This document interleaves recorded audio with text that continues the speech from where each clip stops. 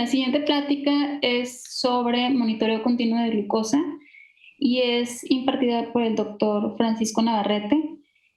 Él es médico internista y endocrinólogo, egresado de la Universidad Autónoma de Nuevo León y tiene un centro de especialidades médicas avanzadas en diabetes, actualmente en Monterrey. Muchísimas gracias por su participación, doctor Navarrete. Adelante. Muchas gracias al capítulo noreste de la Sociedad Mexicana de Nutrición y Endocrinología por la invitación. Y el día de hoy vamos a hablar sobre un tema muy interesante, que es el monitoreo continuo de glucosa. Vamos a tratar de hacerlo lo más dinámico posible y lo más entendible posible. Vamos a hablar sobre las generalidades del monitoreo continuo de glucosa. Vamos a hablar sobre algo muy importante, que es el tiempo en rango. Vamos a hablar sobre los objetivos del tiempo en rango, cómo es diferente en cada paciente. Vamos a hablar sobre la variabilidad glucémica, estas subidas y bajadas de glucosa, y sobre las métricas estandarizadas del monitoreo continuo de glucosa, el informe o el reporte que nos da el monitor continuo de glucosa, y lo más interesante que van a ser los casos clínicos ya aplicados al monitoreo continuo de glucosa. El monitor flash de glucosa es un sensor que va en la parte de atrás del brazo, tiene el tamaño de una moneda de 10 pesos, tiene un pequeño hilito de 4 milímetros que es con el que se miden los niveles de glucosa de manera constante. Hay dos formas de medirlo. Trae ya sea un lector que lo podemos acercar al sensor y por Bluetooth nos va a dar los niveles de glucosa que tenemos, nos va a dar una gráfica de las últimas 8 horas y nos va a dar una flecha que nos va a indicar si la glucosa está manteniéndose de manera estable, si va subiendo lenta o rápidamente o si va bajando lenta o rápidamente dependiendo de la posición de la flecha. Y eso nos va a ayudar a que podamos predecir una hiperglucemia o una hipoglucemia y con eso disminuir el riesgo.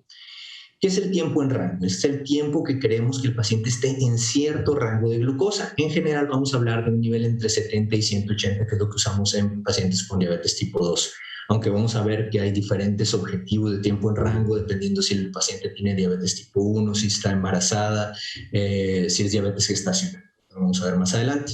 Vamos a hablar también sobre algo muy interesante que es la variabilidad glucémica, que cada vez la utilizamos más, que nos habla sobre las fluctuaciones que tiene la glucosa hacia arriba o hacia abajo, que debe ser menos al 36%. Y eso se saca en base a un coeficiente de variación que vamos a hablar más adelante sobre él. El monitor continuo de glucosa también nos dice cuánto tiempo el paciente pasa en niveles bajos de glucosa y cuánto tiempo pasa en niveles altos de glucosa. Para decir que tenemos suficientes datos como para tomar decisiones, debemos tener por lo menos el 70% de las mediciones. Es decir, que el sensor tiene una memoria suficiente para 8 horas. Entonces, el paciente se tiene que checar por lo menos en la mañana, en mediodía y en la noche para que se pasen todos los datos al lector, para que cuando venga la consulta podamos conectar ese lector a nuestra computadora y podamos ver en el reporte suficientes datos como para tomar mejores decisiones para el paciente. Vamos a ver también la mediana, que es un promedio que nos da de glucosa, en donde vemos que el 50% de los datos están por arriba de esa línea mediana y el 50% de los datos están por abajo de esa línea mediana, y esto nos ayuda mucho a poder tomar mejores decisiones, como lo vamos a ver más adelante en los casos clínicos. Y también nos da una hemoglobina glucosilada estimada, que es decir, que en base a los niveles de glucosa saca un promedio y en base a ese promedio calcula una hemoglobina glucosilada. El tiempo en rango es cuánto tiempo el paciente pasa en el rango que nosotros queremos. Queremos que en general sea mayor al 70% en pacientes que tenemos un tiempo en rango entre 70 y 180. Eso es en general lo normal que hacemos en diabetes tanto tipo 1 como tipo 2. Queremos que pasen menos del 5% en niveles bajos de glucosa y menos del 30% en niveles altos de glucosa arriba de 180.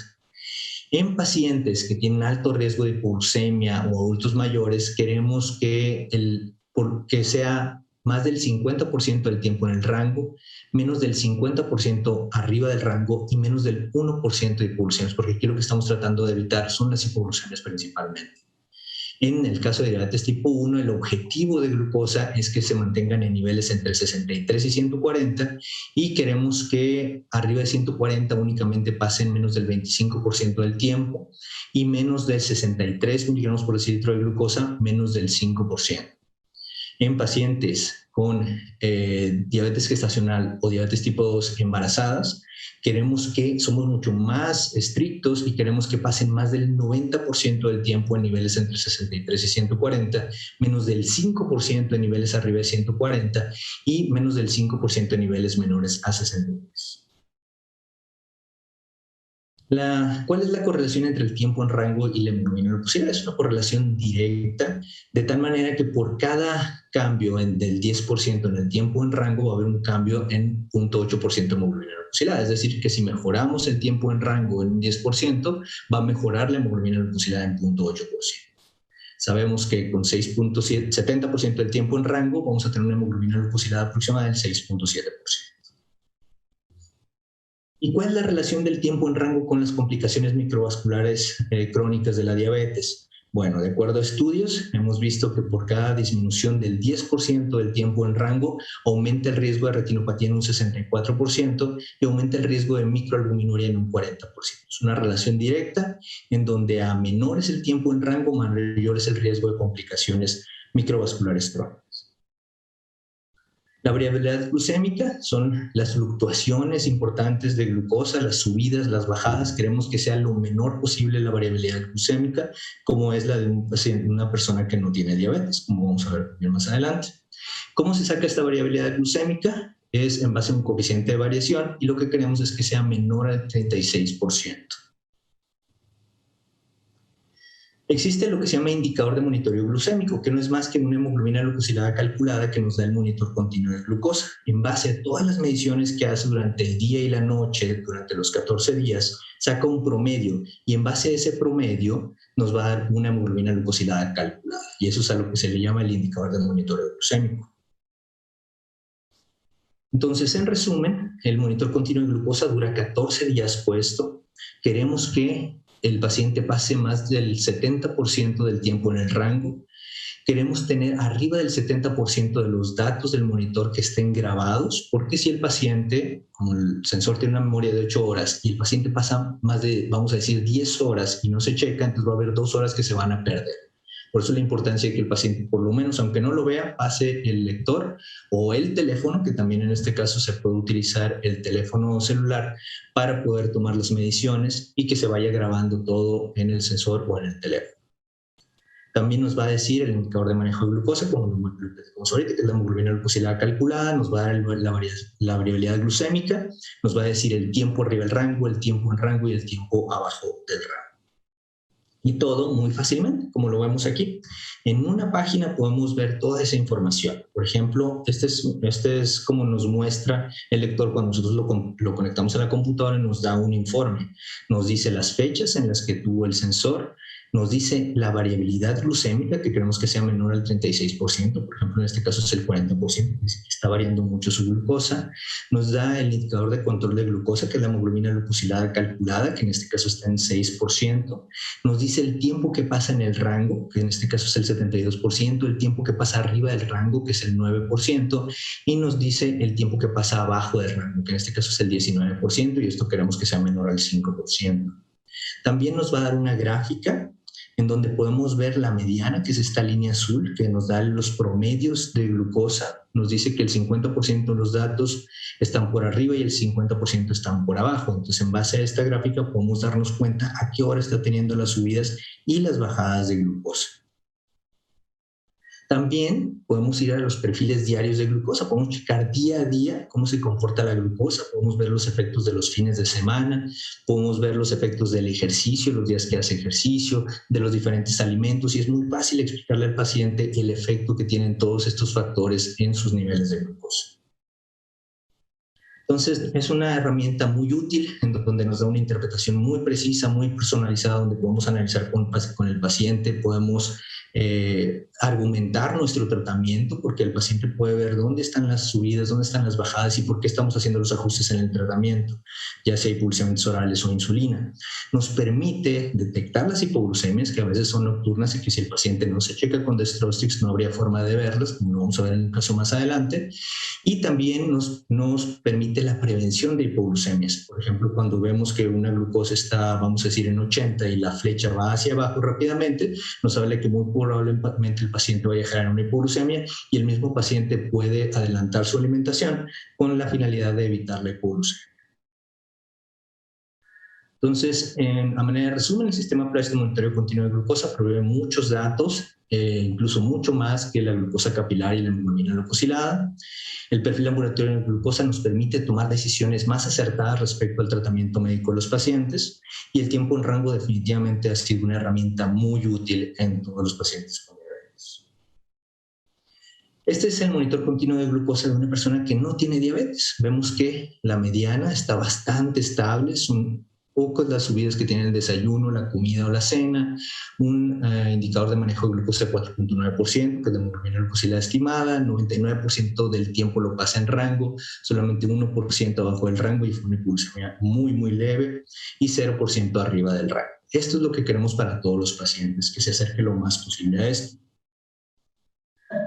Y vamos a pasar a los casos clínicos, que cada uno tiene un objetivo muy particular. En este caso es un paciente que me tocó ver en diciembre del 2018, un paciente masculino de 59 años con diagnóstico de diabetes tipo 2. Lo diagnosticaron 16 años previos, es intolerante a la metformina, como 2 de cada 10 pacientes, y tiene un peso de 103.1 kilos. Estaba con un tratamiento con un inhibidor de la DPP-4, una glitazona, un inhibidor de SGLT2, una insulina premezclada, Novomix 30, donde usaba 22 unidades antes de desayuno, 22 unidades antes de la comida y 22 unidades antes de la cena, un total de 66 unidades al día, y tenía una hemoglobina glucosilada en 5.8, que decías, excelente, ¿verdad?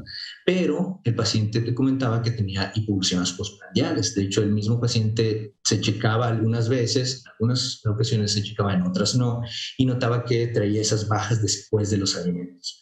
Ahí es donde nos empezamos a pensar cómo hacerle para disminuir la insulina ultra rápida que está utilizando, y fue donde se ocurre la utilización de una insulina basal con un análogo de GLP-1 que nos permita tener control postprandial y que nos disminuya el riesgo de hipoglucemia. Y ahí fue donde utilizamos la combinación de Aiglar-Lixi con lixisenatide, una insulina basal, con lixisenatide, que nos permite un mejor control postprandial, disminuyendo el riesgo de hipoglucemias de una insulina ultra rápida.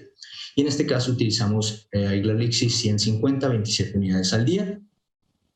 Y vemos que para mayo del 2019 tenía un 79% del tiempo en rango, pero tenía todavía un 20% del tiempo abajo del rango. Todavía continuaba con hipoglucemias, a pesar de que habíamos disminuido de manera muy importante la dosis de insulina basal y a pesar de que no utilizábamos ya insulina de acción ultrarrápida. Y principalmente las hipoglucemias están en la madrugada, como podemos ver aquí en la gráfica. Vemos también que tenemos arriba del 98% de los datos capturados por el sensor. Estos resultados muy válidos. Para mayo del 2019 había perdido 5.6 kilos, que también era una de las razones por las que usamos el análogo de GLP-1 por esta inhibición del apetito, esta plenitud postprandial, retraso en el vaciamiento gástrico, que nos ayuda a que el paciente pierda peso. Hay que recordar que es un paciente con obesidad. Entonces decidimos disminuir la dosis de Aiglar-Lixi a 24 unidades al día. Para agosto del 2019 vemos que tiene un peso de 95.8 kilos, se había perdido otro kilo 700 gramos más, lleva un total de 7.3 kilos, tiene una hemoglobina glucosilada en 6.2%, una glucosa ayuno en 127, creatinina normal. Continuamos con las 24 unidades al día. Vemos que el 69% del tiempo lo pasa en rango, 3% bajo el rango y 28% arriba del rango. Para septiembre del 2020, vemos que tiene un 84% en rango, 4% bajo el rango, 12% arriba del rango, una hemoglobina glucosilada estimada del 6.1%. Para el marzo del 2021, vemos que tiene un 88% del tiempo en rango, 0% en hipoglucemia, 12% arriba del rango y un 6.6% de hemoglobina glucosilada calculada. El siguiente caso clínico es una paciente femenina de 75 años que vimos en diciembre del 2018 con diabetes tipo 2 diagnosticada desde hace 13 años, que estaba con un tratamiento la primera vez que la vimos con metformina de 850 miligramos cada 12 horas, glibenclamida 1 cada 12 horas y pravastatina. Y sus glucosas de ayuno rondaban entre 257 y 308. Lo que decidimos hacer fue utilizar una combinación de un inhibidor de SGLT2 con metformina y un inhibidor de la DPP-4. Y una insulina basal, como nos lo recomiendan las guías. Para febrero del 2019 vemos que su hemoglobina glucosilada está en 8.4 y las estrocitos de ayuno están normales. Su glucosa de ayuno, glucosa sérica en 132. Y pues ahí tenemos varias opciones, como lo vimos en las pláticas anteriores. Tenemos la opción de utilizar un esquema basal bolo, de utilizar un esquema basal plus o una combinación de insulina basal con un análogo de GLP-1. En este caso decidimos utilizar un esquema de insulina basal con el análogo GLP-1 en la misma aplicación para que fuera solamente una aplicación al día, dándole oportunidad al mejor control de glucosa postprandial. Utilizamos en este caso Aiglaalixi 150, 15 unidades una vez al día, junto con la combinación de metformina con un inhibidor de SGLT2. Y cuando le ponemos el monitor continuo de glucosa, vemos que pasa el 88% del tiempo en rango, 7% abajo del rango, 5% arriba del rango, una hemoglobina glucosilada estimada en 5.5%, bastante bien. Para abril del 2019 había perdido 3.1 kilos, pero el monitor continuo de glucosa pues veíamos que tiene estas hipoglucemias a las 3 en la madrugada. Entonces por eso decidimos disminuir un poco la dosis de insulina solipua a 12 unidades. Este es otro caso clínico de un paciente masculino de 32 años que vimos en agosto del 2018 con diagnóstico de diabetes tipo 2, diagnosticado 2 años previos. Traía una hemoglobina glucosilada en 14.1%, estaba con un tratamiento previo de insulina Toujeo, 20 unidades una vez al día, y ya venía con nosotros con una hemoglobina glucosilada de 6.3%. Entonces, bastante bien, estaba bien controlado el paciente. ¿Qué decimos hacer? Continuar con la misma dosis de insulina. Tenía una buena hemoglobina glucosilada, el paciente estaba asintomático. Para noviembre del 2018, su hemoglobina glucosilada en 6.4, excelente, continuamos con la misma dosis de insulina. Para marzo del 2019, una hemoglobina glucosilada en 6.9%, y decidimos colocar un monitor continuo de glucosa para ver cómo se comporta la glucosa. Y, oh sorpresa, que vemos que el 31% del tiempo lo pasa en hipoglucemia. A pesar de que el paciente no tenía síntomas, estaba teniendo hipoglucemias frecuentes, 69% del tiempo lo pasaba en el rango, pues su hemoglobina glucosilada salía bastante bien, y 4.6% de hemoglobina glucosilada calculada, 0% arriba del rango. Entonces decidimos disminuir la dosis de insulina Toujeo. De hecho, fuimos disminuyéndola hasta que llegamos a una dosis de 11 unidades al día. Y vemos que el tiempo en rango es del 89%, el tiempo bajo el rango es del 2% y el tiempo arriba del rango del 9%. Una hemoglobina glucosilada calculada en 5.7%. Ese es otro caso que vemos que vimos en diciembre de 2017, un paciente masculino de 38 años con diagnóstico de diabetes tipo 1, diagnosticado a los 21 años, con un tratamiento previo con un esquema basal bolo de insulina Lantus 19 unidades al día, junto con Novorapid 10 unidades antes del desayuno, 10 antes de la comida y 5 antes de la cena, con una hemoglobina glucosilada en 6.6%, pero con hipoglucemias frecuentes y muy severas. Tenemos el monitor continuo de glucosa y nos damos cuenta que el 44% del tiempo lo pasa en rango, 48% arriba del rango y 8% abajo del rango. Decidimos modificar su esquema, cambiamos por insulina tresiva, que tiene menor riesgo de hipoglucemia, e insulina Shoran dejamos 9 unidades antes del desayuno, 5 antes de la comida y 7 antes de la cena. Vemos que el 65% ya lo pasa en rango, 5% abajo del rango, 30% arriba del rango, una hemoglobina glucosilada en 6.9%. Decidimos bajar la dosis de insulina tresiva a 12 unidades al día. Empezamos con la enseñanza del conteo de carbohidratos y empezamos con insulina Shorant, 1 unidad por cada 15 gramos de carbohidratos antes del desayuno, comida y cena. Posteriormente vemos un 67% del tiempo en rango, 7% abajo del rango, 26% arriba del rango.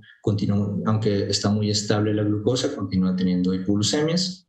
Bastante estable la mediana, de baja variabilidad glucémica, y lo que seguimos haciendo fue modificar el esquema de insulina en base a al conteo de carbohidratos. Conforme va aprendiendo el paciente a contar carbohidratos y se va sintiendo con más confianza haciéndolo, podemos ir modificando dependiendo de la sensibilidad a la insulina. Es un paciente delgado con diabetes tipo 1. Esto es a lo máximo que podemos llegar con este tipo de pacientes en cuanto a poner un esquema diferente en cuanto a la cantidad de gramos de carbohidratos en desayuno, comida y cena. En el caso de él, utilizamos Shorant, una unidad por 18 gramos de carbohidratos en desayuno, una unidad por cada 13 gramos de carbohidratos en la comida y una unidad por cada 13 gramos de carbohidratos en la cena. Recuerda que a veces es diferente la sensibilidad que vamos a tener a la insulina en el desayuno, en la comida y en la cena, sobre todo en pacientes delgados, como es el caso de este paciente. Y tenemos otro caso que es de los casos más difíciles que nos toca ver como endocrinólogos, que es la diabetes lábil o brittle diabetes, que es una diabetes que es muy sensible a la insulina, que una unidad hacia arriba nos va a dar una hipoglucemia, una unidad hacia abajo nos va a dar hiperglucemia. Esta es una paciente femenina de 49 años, con diagnóstico de diabetes tipo 1, diagnosticada a los 30 años, con hipotiroidismo por tiroides de Hashimoto, diagnosticado a los 5 años, anemia perniciosa, diagnosticada en 2002, vitiligo, sobrepeso, tuvo un episodio de cetoacidosis hace 6 meses previos, después de una diarrea por intoxicación alimentaria, y es muy temerosa a hipoglucemias.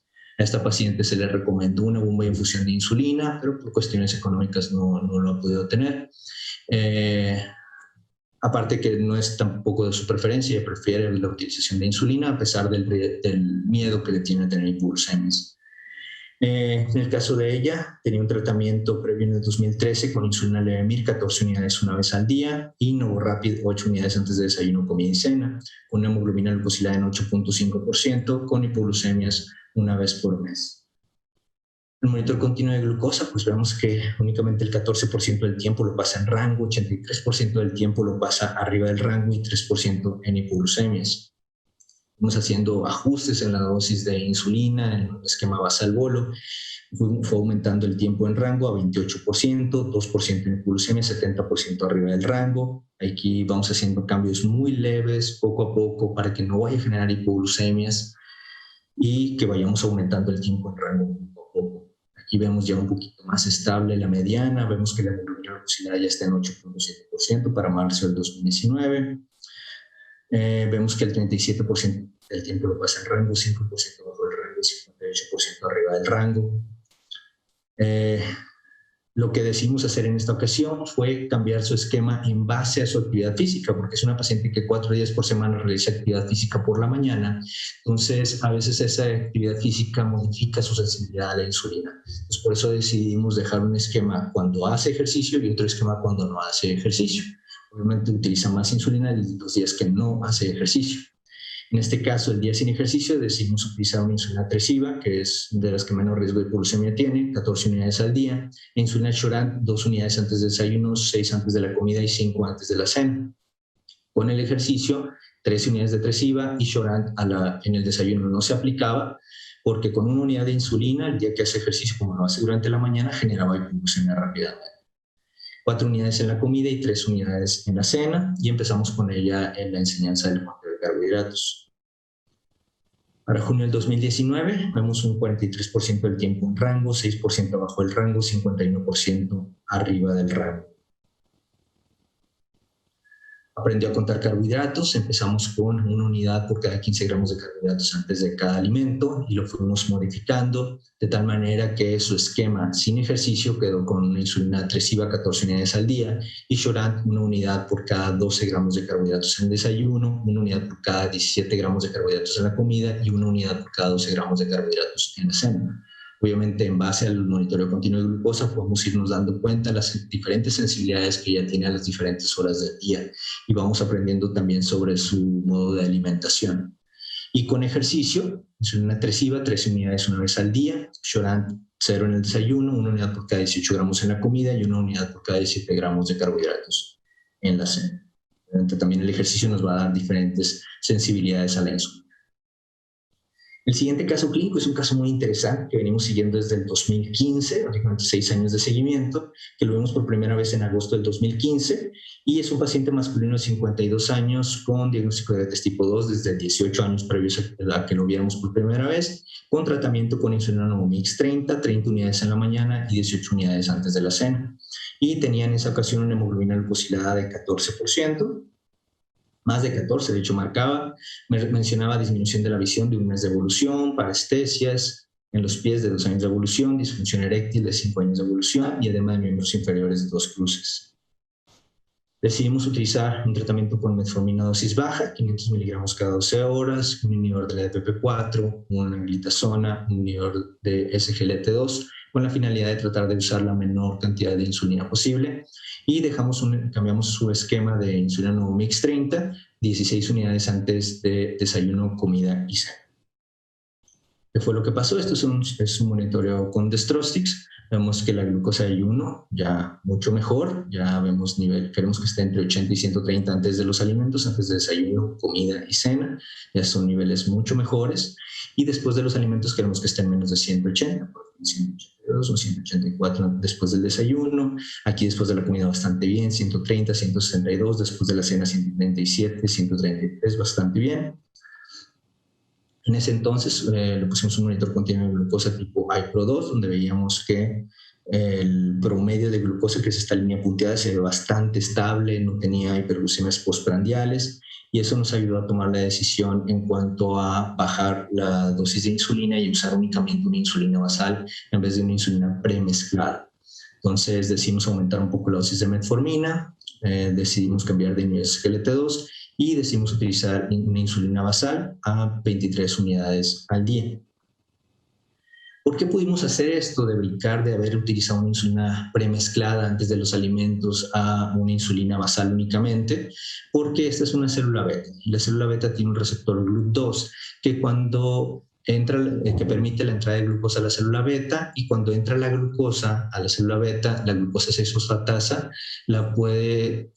permite la transformación en glucosa 6-fosfato que entra a la mitocondria al ciclo de Krebs para la producción de ATP.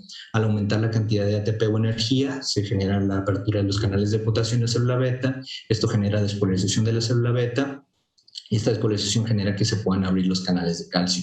Al aumentar los niveles de calcio dentro de la célula beta, se produce la liberación de la insulina.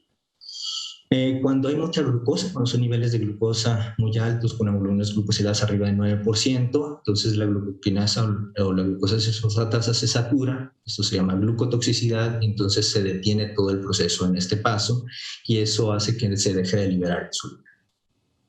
Entonces, al momento de usar insulina para hacer que bajen los niveles de glucosa en sangre, entonces la glucosa 6-fosfatasa se desatura y se empieza a generar otra vez insulina por parte de la célula beta pancreática. Por eso nos permite, a veces cuando usamos insulina, poder volver a un esquema de insulina basal únicamente, o incluso a hipoglucemias orales únicamente. Para febrero del 2016, hemoglobina glucosilada en 6.7%, glucosas de ayuno normales. Para julio del 2016, 6.72 de hemoglobina glucosilada. ¿Qué decimos hacer? Decimos continuar con la insulina basal en 23 unidades una vez al día. Para febrero del 2017, 6.9 de hemoglobina glucosilada, bastante bien. Continuamos con la misma dosis de insulina. Para agosto del 2017, 7.01 de hemoglobina glucosilada, decidimos aumentar la dosis de Tresiba a 26 unidades. Para marzo del 2018, por alguna razón el paciente no aumentó, decidió quedarse con 24 otra vez, y vemos que su hemoglobina glucosilada aumentó a 8.06. Entonces decidimos aumentar otra vez a 26 unidades. Para julio del 2018, 7.19 de hemoglobina glucosilada, decidimos aumentar la dosis de Tresiba a 27 unidades, siempre insistiendo en cambios en la alimentación, cambios en el ejercicio. El paciente siempre trataba de hacer el esfuerzo, que lo tomaba por algunos días, lo dejaba, como muchos pacientes lo hacen. Vemos para septiembre del 2018 una hemoglobina glucosilada en 7.4, aumentamos la dosis de insulina Tresiba a 31 unidades al día. Para diciembre del 2018, 7.5 de hemoglobina glucosilada, decidimos, ya cuando estamos en dosis de 30 a 40 unidades de insulina basal y vemos que la hemoglobina glucosilada sigue elevada, pues realmente gran parte de esa hemoglobina glucosilada son glucosas postprandiales. Entonces decidimos cambiar a una combinación de insulina basal con un análogo de GLP-1, en este caso Soliqua, la dosis 133, que es la más diluida, 34 unidades al día. Le pusimos un monitor continuo de glucosa, en este caso no lo tenemos disponible, pero estaba excelente, con una hemoglobina glucosilada calculada en 6.1% e incluso sin hipoglucemias. Disminuimos incluso la dosis a 22 unidades. Posteriormente, para abril del 2019, una hemoglobina glucosilada calculada en 6.7%. Decidimos continuar con Soliqua 22 unidades, una vez al día. Este es el de abril del 2019. Vemos 84% del tiempo en rango, 16% arriba del rango, 0% de hipoglucemia, 6.7 hemoglobina glucosilada calculada. Y en esa misma fecha él llegó con una hemoglobina glucosilada de su laboratorio en 8.1%. Eso nos llamó mucho la atención, porque había una discrepancia con la hemoglobina glucosilada calculada con la hemoglobina que él traía. Decidimos repetirla en el consultorio y, sorpresa, otra vez 8.1%. Entonces decidimos investigar a ver qué estaba pasando. Lo volvimos a ver en julio del 2019 con 69% del tiempo en rango, 31% arriba del rango, 7.4% de hemoglobina glucosilada calculada, y vemos que después de la comida es donde más se eleva sus niveles de glucosa. Decidimos utilizar Soliqua, en este caso 25 unidades al día. Pasamos para después de la comida y investigando un poquito más por qué esta discrepancia en cuanto a la hemoglobina glucosilada y la hemoglobina glucosilada estimada o indicador de manejo de glucosa, pues vemos que la hemoglobina glucosilada básicamente nos mide el porcentaje de glucosa que contiene el glóbulo rojo, y si la hemoglobina glucosilada, por ejemplo, está en 7, quiere decir que la glucosa en promedio está entre 123 y 187. Pero si está en 10, puede estar entre 193 y 282, cada vez se va haciendo más amplio este rango. Y en cuanto al indicador de manejo de glucosa, que es la hemoglobina glucosilada calculada, que se empezó a publicar bastante sobre ella en el 2018, lo que hace el monitor continuo de glucosa es, en base a todas las mediciones que tiene de las 24 horas, saca un promedio, y en base a ese promedio nos da una hemoglobina glucosilada calculada. Por eso es un poquito más confiable. Habrá escenarios donde la hemoglobina glucosilada del laboratorio y el indicador de manejo de glucosa no van a ser iguales. Cuando el indicador de manejo de glucosa es menor que la hemoglobina glucosilada del laboratorio, como en este caso, puede ser por periodos de lecturas de glucosa menor a lo usual en los últimos 3 meses, porque cambió su dieta, como este paciente lo hacía, de repente cambiaba su alimentación, su ejercicio, de repente dejaba de hacer ejercicio, y por cambios en los medicamentos. Si esta diferencia es continua, entonces pueden ser otras razones, como una vida de media del glóbulo rojo mayor al promedio, una menor apoptosis de glóbulos rojos, una mayor glucosilación de los glóbulos rojos, una variación en un factor genético o biológico que aún no esté definido. Entonces, idénticos en cuanto a la hemoglobina glucosilada y la hemoglobina glucosilada calculada del monitor continuo de glucosa, solamente el 19% de los casos, el 51% va a haber una diferencia de 0.3% y el 28% va a haber una diferencia mayor al 0.5%. Entonces, por eso a veces podemos encontrar esta discrepancia y es normal. Entonces, por eso, parte del control de la glucosa son las 3 cosas: los destrócitos de ayuno, la hemoglobina glucosilada y el monitor continuo de glucosa. Estos en conjunto nos dan mucha información para el mejor control del paciente y la mejor selección del medicamento para ese paciente. En otro caso, vemos una paciente femenina de 62 años, que vimos en abril del 2019, con diagnóstico de diabetes tipo 2, diagnosticada hacia 19 años, ya la paciente con retinopatía por diabetes como complicación. Ya decidimos utilizar una combinación de metformina, glitazona y una insulina basal con un análogo de GLP-1. En el monitor continuo de glucosa vemos que está en un 77% del tiempo en rango, 16% arriba del rango y 7% abajo del rango. Las hipoglucemias principalmente son en la madrugada, como podemos ver aquí. Esta es otra paciente, una paciente femenina de 68 años con diagnóstico de diabetes tipo 2, diagnosticada hace 24 años con mal control durante 20 años, con neuropatía por diabetes, insuficiencia renal crónica, pie diabético izquierdo, amputación supracondiliar derecha, pacientes que todos hemos visto ya con múltiples complicaciones de diabetes, una depuración de creatinina en 13, una creatinina sérica en 2.1, glucosa de ayuno en 251, ácido úrico 9.1, ya en su ultrasonido renal con cambios de enfermedad crónica. Decidimos utilizar un inhibidor de la DPP4 con un esquema de insulina basal bolo. Es una glargina 40 unidades al día, con insulina Omaloc 15 unidades antes del desayuno, 17 antes de la comida y 5 antes de la cena. Vemos que en su monitor continuo de glucosa, un 37% del tiempo en rango, 62% arriba del rango. En este caso, lo que decidimos hacer fue aumentar la dosis de insulina basal para poder hacer que toda la mediana bajara en conjunto. Aumentamos la insulina glargina a 44 unidades una vez al día. Entonces, estos monitores se pueden utilizar incluso en pacientes que tienen múltiples complicaciones y siguen siendo muy, muy útiles. En el caso clínico número 8, vemos es un paciente con diabetes tipo LADA, que hacía bajas de glucosa después del ejercicio. Es un paciente más o menos de 55 años con un esquema basal bol, 18 unidades una vez al día, insulina chorante 8 unidades en la mañana, 8 unidades en la comida y 8 unidades antes de la cena. Vemos una hemoglobina glucosilada estimada en 7.7%.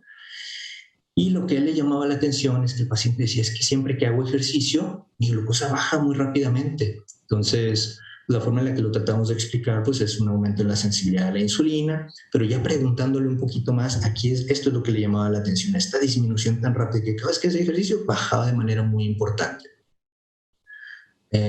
Aquí, por ejemplo, vemos cómo después hace el ejercicio y bajaba rápidamente la glucosa. Ya preguntándole un poquito más, por alguna razón el paciente entendía que cuando hacía ejercicio, o él pensaba que la insulina, lo había leído en alguna parte, la insulina hacía mejor su efecto, entonces cada vez que iba a hacer ejercicio se ponía la insulina sin consumir alimento. Entonces por eso hacía esas disminuciones tan importantes. Monitor continuo de glucosa nos permitió verlas, poder explicarle al paciente. Aquí se ve cada circulito blanco es cuando él se pasaba el sensor para estar revisando su glucosa. Entonces hicimos una modificación, le comentamos que no hiciera eso, no se pusiera insulina antes del ejercicio, sino antes del alimento. Dejamos la insulina basal en 16 unidades y Shoran 8 unidades antes del desayuno, 7 antes de la comida y 7 antes de la cena. Y solamente con esa indicación, 81% en rango, 16% arriba del rango, 3% abajo del rango, y ya no generaba estas disminuciones tan importantes de glucosa del ejercicio. Una hemoglobina glucosilada estimada en 6.3%. Entonces, a veces el monitor continuo de glucosa nos permite ver cosas que de otra manera no hubiéramos visto si lo hiciéramos únicamente con dextroships y hemoglobina glucosilada. Este es otro caso, es un paciente que vimos en abril del 2019, más o menos 50 años, con diagnóstico de diabetes tipo 2, diagnosticada a 13 años previos. Estaba en un tratamiento con una combinación de metformina con inhibidor de la EPP4, con inhibidor de SGLT2 y una insulina basal agresiva 38 unidades, y su hemoglobina glucosilada sigue estando en 8.3%, cuando su objetivo es menos del 7%. Ahí teníamos la opción de pasar a un esquema basal bolo o a una combinación de insulina basal con análogo de GLP-1, y decidimos cambiarlo al análogo de GLP-1 con insulina basal, en este caso Soliqua 133, y aumentamos a 40 unidades al día. Vemos que su mediana está muy estable, muy poca variabilidad glucémica y un 5.6% de hemoglobina glucosilada. 90% del tiempo lo pasa en rango, 5% arriba del rango, 5% abajo del rango. Las hipoglucemias son en la madrugada, entonces había necesidad de bajar la insulina basal y disminuimos a 37 horas. Este es otro caso clínico, es un paciente masculino de 58 años con diagnóstico de diabetes 4 años previos, intolerante a la metformina, tuvo un infarto al miocardio en noviembre del 2018, ya es un paciente con alto riesgo muy alto riesgo cardiovascular, con glucosa de ayuno en 122 y una hemoglobina glucosilada en 9.9. Estaba con insulina NPH 35 unidades al día, que se lo aplicaba en la noche. Decidimos, para tratar de disminuir el riesgo cardiovascular, utilizar un inhibidor del SGLT2 y una insulina basal con un análogo de GLP-1 en 20 unidades al día. ¿Qué fue lo que pasó? El paciente empezó a generar hipoglucemias, entonces decidió mejor retirarse la insulina. Al retirarse la insulina se le quitaron las hipoglucemias y un buen día decidió también, vemos aquí en el esquema, en el monitor continuo de glucosa, el 85% del tiempo en rango, 11% en hipoglucemias, que es cuando estaba con la insulina, 4% arriba del rango. Entonces él, viendo esto en su propio monitor, decidió mejor suspender la insulina, y después un buen día suspendió Jardiance y se dio cuenta de que sus glucosas seguían normales, entonces decidió no tomar tratamiento. Entonces, platicando con él, ya no quería tomar tratamiento, sus cosas normales. Entonces, platicamos con él sobre la utilización si no quería utilizar un inhibidor de SGLT2, ya por lo menos usar un inhibidor de la DPP4, que le saliera, es económico también, que era una cuestión que estaba batallando también, la cuestión económica, y que no le iba a dar hipoglucemias. Este es otro caso clínico, de hecho es la hija del paciente, es una paciente que vimos en abril del 2019, entonces interesante que vimos... es femenina de 27 años con diagnóstico de diabetes tipo 1, 5 años previos, con un peso máximo de 47 kilos. A ella le importaba mucho el aumento de peso, siempre se veía con un peso bajo y quería aumentar y no podía. Polidipsia, pérdida de peso, su peso estaba en 43.4 kilos. con insulina Lantus, que se ponía entre 10 y 12 unidades por día, con una hemoglobina glucosilada de 10.3%. Entonces vamos ajustando el tratamiento, ya un esquema basal bolo, insulina Toujeo 9 unidades al día, con insulina Choran 3 unidades antes de desayuno, comida y cena. Vemos que el 5% del tiempo lo pasa en rango, 95% arriba del rango, está alta todo el tiempo, con una hemoglobina glucosilada calculada en 11%. Para mayo del 2019 fuimos aumentando la dosis de insulina, aumentó 800 gramos primero, lo cual lo hacía muy contenta y era en aumento. Una insulina basal, Toujeo 21 unidades, Choran 4 unidades antes de desayuno, 4 antes de comida y 3 antes de cena. Ya vamos para junio del 2019, 51% del tiempo en rango, 49% arriba del rango, 0% de hipoglucemias. Ya una hemoglobina glucosilada en 8.2, mucho mejor. Para julio del 2019 vemos que aumentamos la insulina Toujeo a 25 unidades, Choran 5 antes de desayuno, 5 antes de comida y 3 antes de cena. Vemos que para julio su hemoglobina glucosilada ya estaba en 7.1%, 63% del tiempo en rango, 5% de hipoglucemias, 32% arriba del rango. Vemos que vamos aumentando la dosis de insulina basal a 26 unidades al día y de Choran dejamos 4 unidades antes del desayuno, 4 antes de la comida y 4 antes de la cena. Para diciembre del 2019 había aumentado 200 gramos, ya lleva un total de 1.5. Hipoglucemias que estaba generando de 9 a 11 de la mañana los fines de semana porque se levantaba más tarde. Entonces ahí decidimos modificar su esquema de insulina basal viernes y sábado para evitar estas hipoglucemias. El 55% del tiempo en rango, 6% en hipoglucemia, 39% arriba del rango, 7.4% de hemoglobina glucosilada. Para octubre del 2020 había aumentado 2.9 kilos más de peso, lo cual estaba muy feliz. Seguía con hipoglucemias de 9 a 11, decidimos bajar todavía un poquito más la insulina basal viernes y sábado, 23 unidades, y el resto de los días en 26 unidades. 75% en rango, 14% arriba del rango, 11% abajo del rango, una hemoglobina glucosilada calculada en 6.2% y una variabilidad glucémica 36%. Para enero del 2021 vemos que el 82% del tiempo lo pasa en rango, excelente, 5% bajo del rango, 13% arriba del rango, lleva el peso de 48.2, aumento 400 gramos más. Seguimos modificando la dosis de insulina, vemos ya la mediana mucho más estable. Química sanguínea, pruebas de funcionamiento hepático, perfil de lípidos normales, 73% del tiempo en rango ya para febrero del 2021, 22% arriba del rango, 5% bajo del rango, ya una variabilidad glucémica ya menor, en 30.4%, ya mucho mejor, 6.7% de hemoglobina glucosilada, que para como habíamos empezado, pues es un muy buen resultado. Dejamos un esquema de insulina basal Toujeo 27 unidades una vez al día y viernes y sábado 22 unidades, Choran 7 unidades antes de desayuno, 7 antes de comida y 4 antes de cena. Para agosto del 2021 había aumentado 3.6 kilos, más que feliz, ya pesando 51.8, 75% del tiempo en rango, 8% abajo del rango, 17% arriba del rango, una hemoglobina glucosilada en 6.2%. Bueno, dejamos insulina Toujeo 25 unidades y 21 unidades viernes y sábado. Choran 9 antes del desayuno, 6 antes de comida y 3 antes de la cena.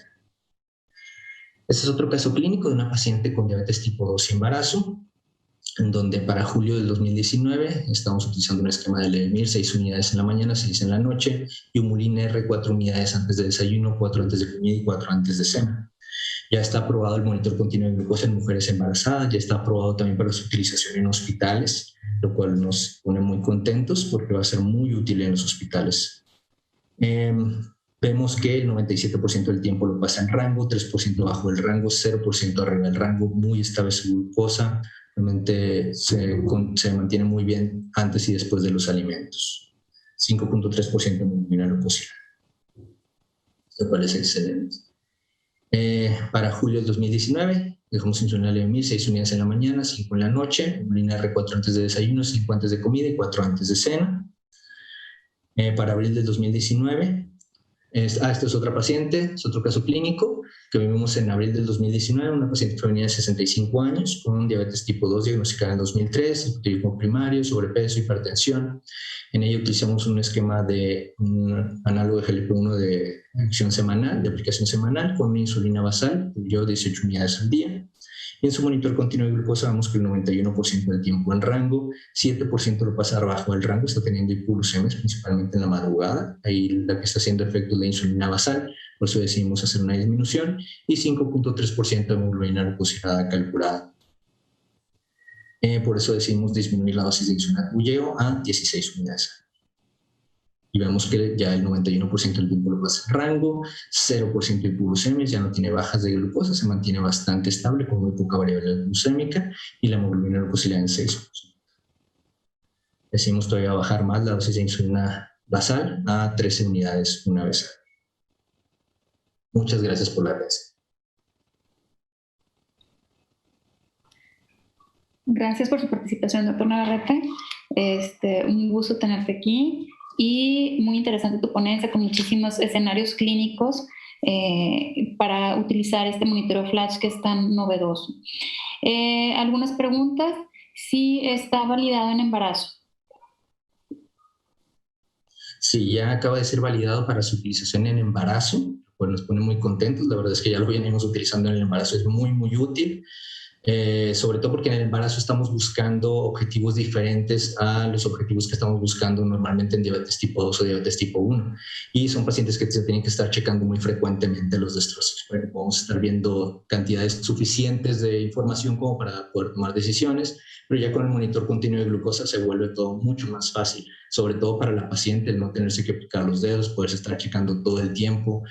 Varía mucho su sensibilidad a la insulina durante todo el embarazo y son muy diferentes las dosis de insulina que va a requerir y tenemos que estarla viendo frecuentemente. Entonces esto ha facilitado bastante el tratamiento de los pacientes embarazadas. La otra, ya ves que mencionaste lo de la discrepancia entre la hemoglobina glucosilada calculada por este dispositivo y la que nos sale en el laboratorio. ¿Cuál considerarías tú que es más confiable o cómo interpretas estos datos? Yo consideraría que el monitor continuo de glucosa es más confiable, ya que se basa en los niveles de glucosa que teníamos durante 24 horas al día. Entonces, en base a eso saca el promedio y en base a eso nos calcula la hemoglobina glucosilada. La hemoglobina glucosilada, como ya lo sabíamos desde hace mucho tiempo, tiene mucha variabilidad, depende mucho de si el paciente tiene o no tiene anemia, si tiene falla renal o no, que es muy frecuente que veamos pacientes con diabetes con falla renal y eso nos va a modificar los niveles de hemoglobina. Entonces se vuelve a veces poco confiable la hemoglobina glucosilada y el monitor continuo de glucosa, pues no, la verdad es que lo que está midiendo son la glucosa intersticial, la glucosa que está entre las células, que es la que más queremos ver. Entonces, yo creo que es mucho más confiable el monitor continuo de glucosa. A veces ha habido pacientes en donde decimos ya no estar checando hemoglobina glucosiladas y están nada más checando el monitor continuo de glucosa. Y bueno, seguramente lo han comentado y nada más para reforzarles este punto, Navarrete, que nunca va a salir lo mismo en la glucosa que ellos tengan Dextroxis en la habitual que con este monitor. ¿Cómo le podrías explicar esto al paciente? Porque a veces eso les genera mucha angustia al no ver resultados, a veces ni siquiera parecidos. Es correcto. Lo que pasa es que miden cosas diferentes. Cuando tomamos un Dextroxis, lo que estamos haciendo es romper capilares para obtener sangre de esa arteria pequeñita para saber la glucosa cómo está en esa arteria. Y el monitor continuo de glucosa lo que hace es medir la glucosa que está entre las células, ya después de que salió de los capilares, ya es cuando se empezó a distribuir entre las células. Entonces, por eso esa discrepancia, siempre va a haber esa discrepancia, por eso yo creo que el monitor continuo de glucosa nos da una información un poquito más fidedigna en cuanto a los verdaderos niveles reales y sobre todo esta variabilidad glucémica que podemos ver que difícilmente con el Dextroxis lo vamos a poder obtener. Pero esta discrepancia es porque esto están midiendo básicamente en lugares diferentes los niveles de glucosa. En caso de que el paciente tuviera síntomas de hipoglucemia, ¿esta medición es confiable?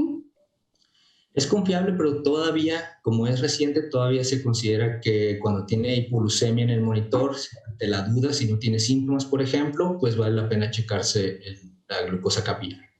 Pero la verdad es que con la experiencia el paciente aprende ya cuando está utilizando continuamente el monitor continuo de glucosa a saber cuándo realmente es una hipoglucemia y cuándo no. Okay. Pues muchísimas gracias por su ponencia, doctor Navarrete. Creo que fue para enriquecer nuestras consultas del día a día también.